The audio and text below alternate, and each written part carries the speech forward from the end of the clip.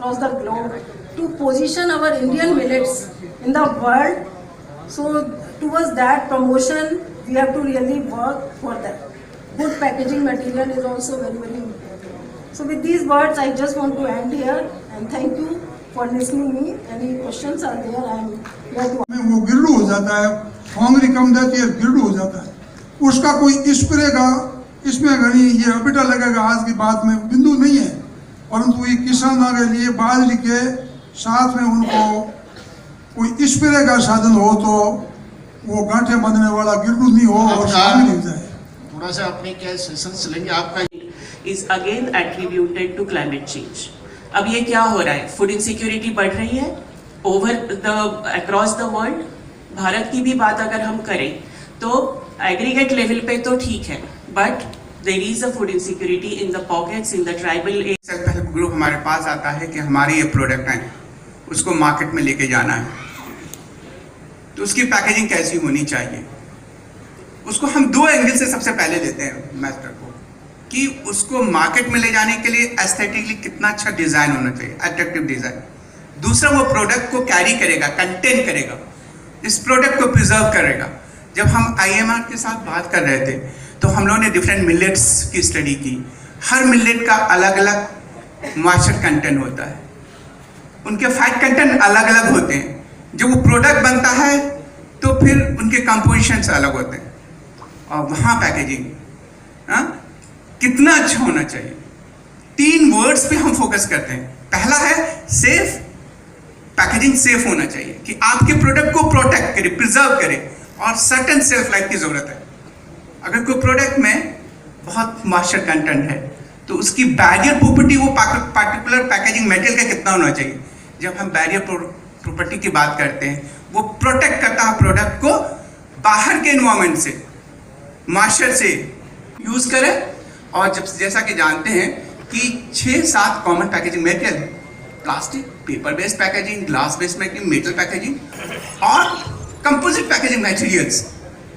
तो उनमें से कौन सबसे फार्मर फर्स्ट प्रोग्राम, इन सब कार्यक्रमों में मैंने अपनी भागीदारी एस साइंटिस्ट से हेड ऑफ डिवीजन तक करी है।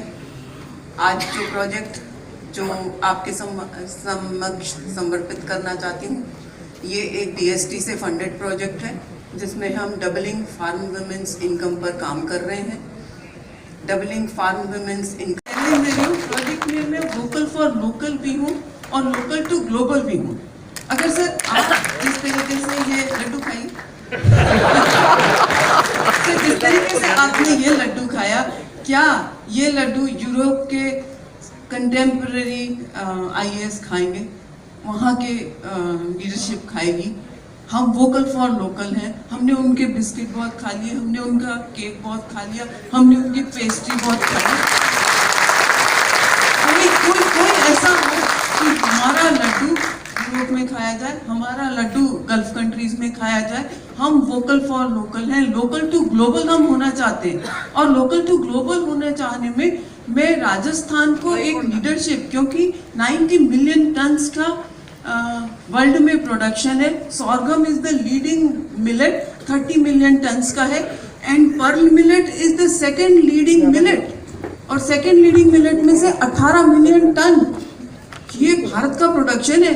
तो जब 18 मिलियन टन हमारा प्रोडक्शन है और इसको हम, भाई साहब बहुत गहरी बातें हैं, ऑर्गेनिक हम प्रोडक्शन कर रहे हैं। हमारे फार्मर को तो आज जब ऑर्गेनिक प्रोडक्शन कर लिया तो उसी सीजन में पैसा चाहिए, आप लोग कलेक्ट भी कर लेते हैं और ऑर्गेनिक प्रोडक्ट हमारा एक्सपोर्ट भी हो जाता है, हायर प्राइसेस पर भी एक्सपोर्ट हो जाता है। पर जब वो ऑर्गेनिक का लेबल लग के बिस्किट आपके पास आएंगे तो आप वो चौगुने दामों में बिस्किट खाएंगे। सर ये सोना है, पर्ल मिलेट हमारा सोना है, हम सोना एक्सपोर्ट कर रहे हैं मिट्टी के भाव पे। हम अपनी महिलाओं को, मेरे साथ पांडे साहब यहाँ पे बैठे, आज हमारे साथ 10,500 स्वयं सहायता समूह है। आप एक थोड़ा सा कर दीजिए, हम 3 दिन की ट्रेनिंग दे देंगे।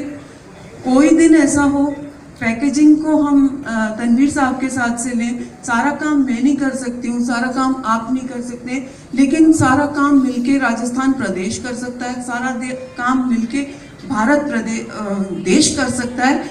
और कोई दिन मेरा अपना सपना है, मेरी अब उम्र भी हो गई है, मेरा सपना है कि एक शिपयार्ड हम लड्डू का यूरोप में भेजें, एक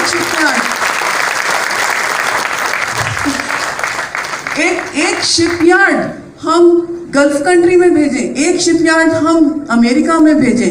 देखिए, एक फार्मर को चैलेंज करिए कि आप 250 क्विंटल अगर बाजरा प्रोड्यूस कर रहे हैं तो आप पूरा का पूरा प्रोसेस कर सकते हैं क्या? मैं एक बहुत छोटी सी बात बताऊं सर, ये जो लड्डू 3 सेंटर बहुत अच्छे काम कर रहे हैं और उन्होंने बताया, तो मैं यहाँ थोड़ा ऐड करना चाहूँगा कि राजस्थान में भी जोधपुर में सेंटर फॉर एक्सीलेंस अनाउंस किया गया है, जो कि क्षेत्र में बहुत बढ़िया कार्य करेगा।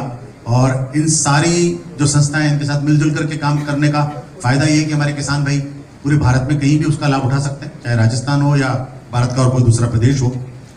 और सबसे जो बड़ी बात उन्होंने बताई कि जो IIMR के साथ में भी काम चल रहा है, IIMR जानते हैं आप इस कार्यक्रम को स्पॉन्सर कर रहा है और साथ दे रहा है। एक्सपोर्ट और मार्केटिंग प्रमोशन के लिए भी उन्होंने बात बताई और साथ में उन्होंने गुड पैकेजिंग की भी बात कही, जो कि बहुत ज़रूरी है। उसके बाद डॉक्टर प्रयादया जी हैं, जो कि हेड पॉलिसी है WEP की, उन्होंने बहुत बड़ा प्रश्न आप लोगों के सामने रखा, जो कि क्लाइमेट चेंज के बारे में है। हम सभी उसके बारे में चिंतित हैं और फूड इनसिक्योरिटी के बारे में भी उन्होंने बात कही। तो हमें ये देखना है कि किस तरह से हम उस चैलेंज को आगे ले सकते हैं, क्योंकि आज तो बिल्कुल ठीक है कि फूड पर्याप्त है, लेकिन आने वाले समय में इन चैलेंजेस का प्रभाव पड़ेगा, तब हमारे पास क्या रणनीति है उसके बारे में सोचना बहुत ज़रूरी है। और पैंडेमिक का भी केस उन्होंने सामने रखा, माल न्यूट्रिशन का भी रखा। इस सत्र में बातचीत के लिए आमंत्रित करना चाहेंगे सह अध्यक्ष के रूप में आई स्टार्ट राजस्थान से श्री अमित पुरोहित जी। श्रृंखला है पूरी बड़ी। तो आपने जो सवाल मुझे किया कि चैलेंजेस बहुत सारे हैं, पर अब ये मिलेट मिशन है और हमें सारे, अभी जैसे थोड़ी देर पहले मैडम ने लड्डू खिलाया, हमें एक शिपमेंट भेजना है, राइट? हम शिपमेंट क्या, हम ग्लोबल मिलेट हब बनना चाहते हैं। India is driving this millet mission और एक ग्लोबल मिलेट हब बनने के लिए राजस्थान मेरे ख्याल से सबसे ज़्यादा ग्लोबल मिलेट हब पे आ सकता है, क्योंकि सबसे ज़्यादा मिलेट्स हम यहाँ पे प्रोड्यूस करते हैं। तो इसके लिए ये जो सेल, डिमांड, परचेज जो है, ये है मॉडर्न ट्रेड, जनरल ट्रेड, ये आपको समझना पड़ेगा। और दूसरा रेनफेड एरिया है, तो रेनफेड एरिया के अंदर कुछ ऐसे आपका फैसिलिटी नहीं है किसानों को। तो ये मेनली जो चैलेंजेस है यही है, आप उसको कह सकते हैं 2-3 चैलेंजेस को। और उसके बाद में आप मार्केटिंग लिंकेज तो बहुत दूर की बात है।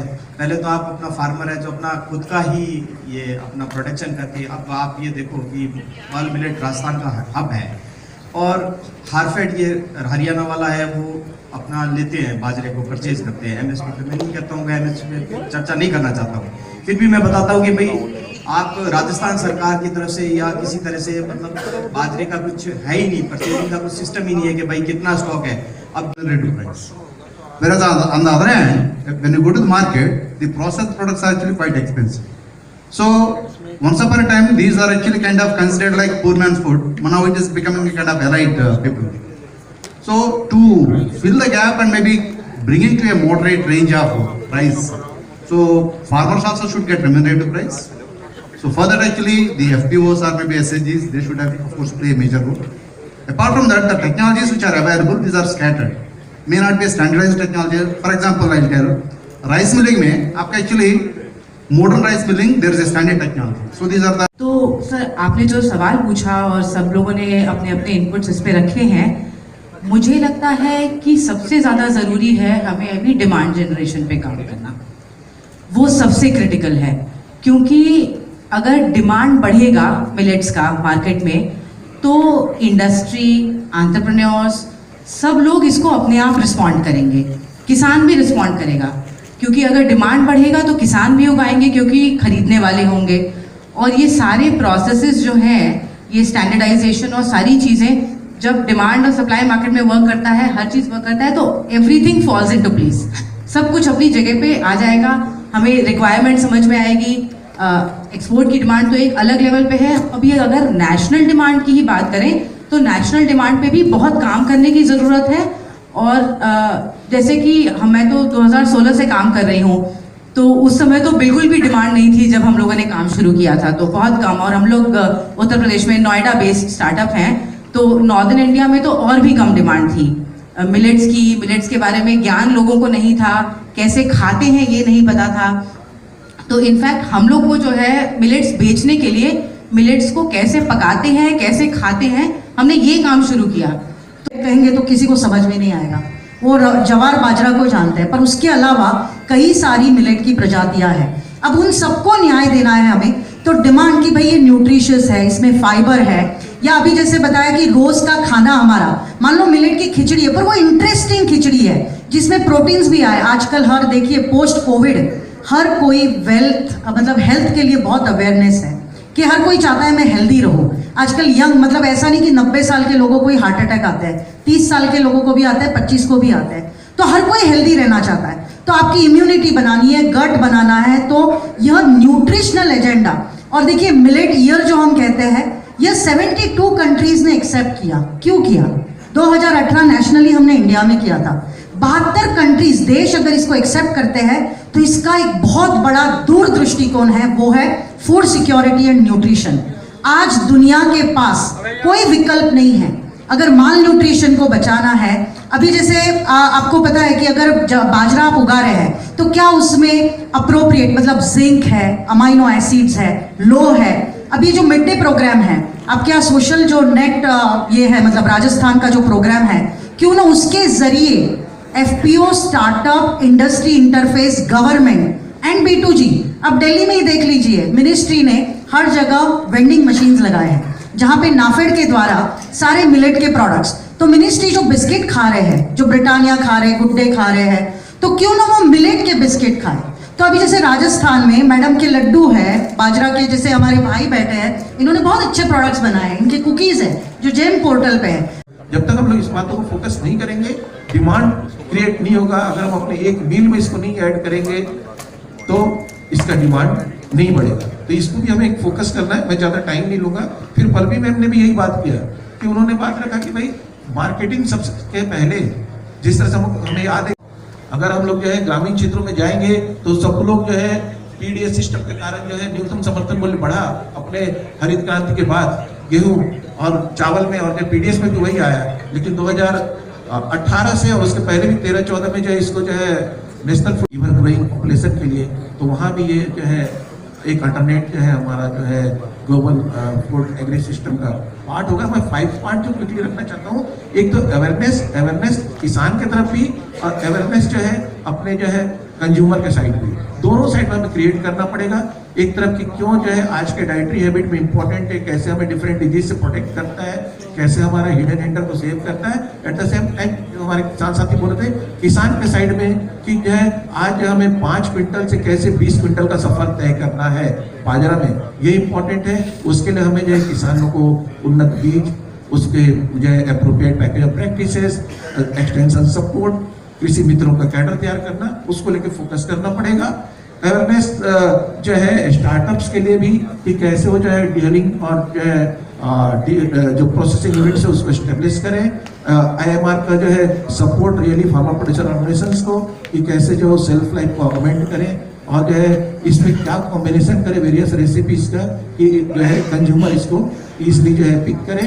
और डेफिनेटली जैसे तनवीर साहब ने बताया था कि पैकेजिंग इसमें मेजर रोल प्ले करेगा। सेकंड पार्ट है एस्पिरेशनल में मैं अगेन बोलता हूँ कि इसका फूड पैकेजिंग कैसे कि मोटे अनाज में लो ग्लाइसेमिक इंडेक्स होने की वजह से अब सभी लोग, अब बहुत सारी जगह आपने देखा होगा कि डायबिटीज रिवर्सल के जो प्रोग्राम्स हो रहे हैं उनमें सबसे पहले ये कहते हैं कि आप गेहूं खाना कम कर दें, बंद कर दें और मोटे अनाज पे शिफ्ट हो जाए। और इस दृष्टिकोण से ये साल 2023 इंटरनेशनल ईयर ऑफ मिलेट्स के रूप में मनाया जाना अपने आप में इस बात को संकेत देता है कि यदि हम स्वस्थ रहना चाहते हैं, तन स्वस्थ है तभी मन स्वस्थ रहेगा, तो स्वस्थ रहना चाहते हैं तो हमको मोटे अनाज की तरफ मुड़ना पड़ेगा। और मुझे तो अभी सीताराम जी बता रहे थे कि आप पिछले कल से आज तक केवल मिलेट्स के विभिन्न व्यंजनों का स्वाद ले रहे हैं। सो एम आई राइट?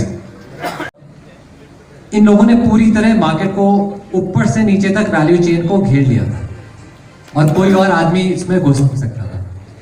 अब सही समय, इसलिए इंटरनेट का जमाना आ गया है, बहुत सारी D2C ब्रांड, जैसे कहते हैं डायरेक्ट टू कंज्यूमर, प्रोडक्ट बनता है सीधे कंज्यूमर के पास जा सकता है इंटरनेट के माध्यम के जरिए, क्योंकि उनको कुछ नहीं करना, उनको प्रोडक्ट बना करके डिस्प्ले करना है। इंटरनेट पे कोई भी उसे खरीद सकता है। डिलीवरी सिस्टम इतना स्ट्रांग है कि किसी भी गांव के किसी भी कोने में वो पहुंच जाएगा और टाइमली पहुंच जाएगा।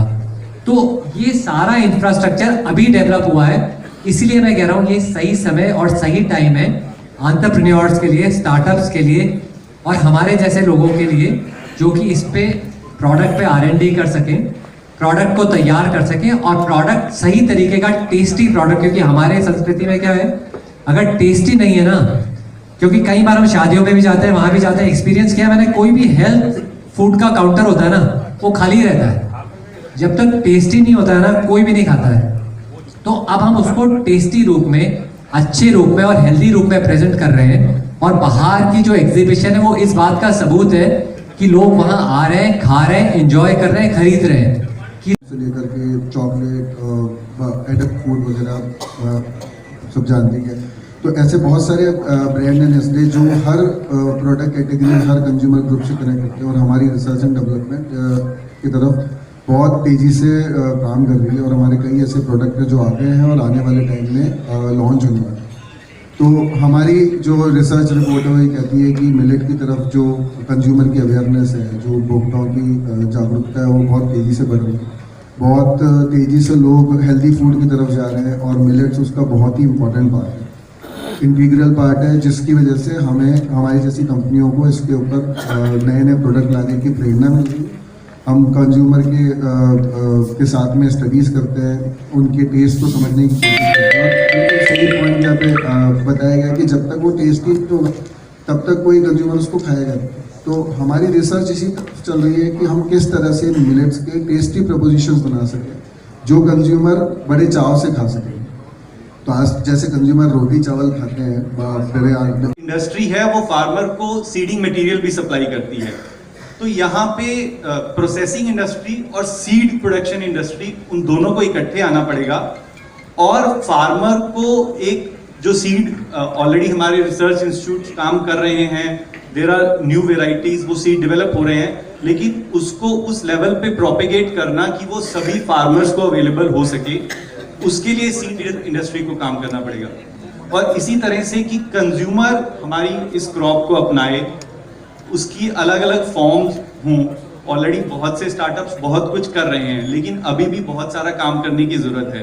जो रिसर्च होती है उसके बाद एक जो प्रोडक्ट डेवलप होता है उसको कंज्यूमर के पास लेके जाना, कंज्यूमर से उसका फीडबैक लेना और उसको इम्प्रूव करना, ये काम है प्रोसेसिंग इंडस्ट्री का। तो मेरे ख्याल से जो सबसे इंपॉर्टेंट चीज है कि जो कन्वीनियंस है कंज्यूमर की और फार्मर की, उसमें इंडस्ट्री को बहुत बड़ा रोल प्ले करना है। अगर ये इंडस्ट्री कर पाए तो हम इसमें बहुत आगे बढ़ पाएंगे। पैनलिस्ट का time, I don't want to crowd, but I just want to clarify that. But I am very happy that because आप लोग इंडस्ट्री वाले बहुत ही ज्ञानी हैं, क्योंकि उनका experience also matters because you know they put their money in it. Researchers, of course, we are paid for that and we keep doing it. Except some few passionate people, they keep working and all. So for them, they will have to earn and understand the things in a very deeper insights. Now, what made you people? I just wanted to ask one by one. Your interest in millets, how it has happened? It's a newfound interest, I'm sure, but it is a very vital thing because you are going to take it to the world. अभी floodgates open हो गए international year of millets. अच्छा, इसका scaling up चाहिए और ये products को बाहर, सारे दुनिया को, इंडियन प्रोडक्ट्स को बाहर ले चलेगा। So ये तो स्टार्टअप्स करेंगे, but tell about our products. I don't know how many of you are aware about our products. If anyone is not visited our stall, you please go and visit our stall. We have showcased all our products.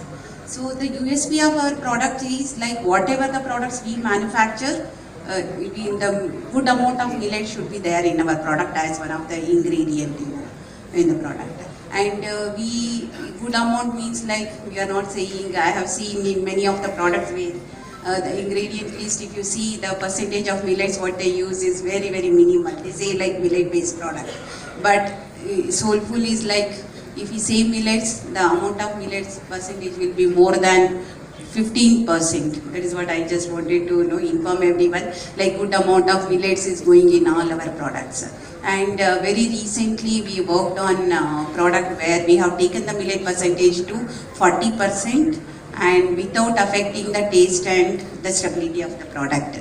So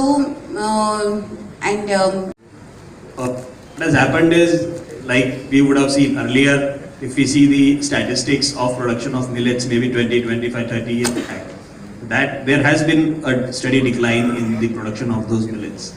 And the major reason which we can anticipate is the adoption of wheat, rice cultivation in these areas. And how that adoption has come up because of the consumer demand, consumer awareness, the customer wanted some convenience on the products.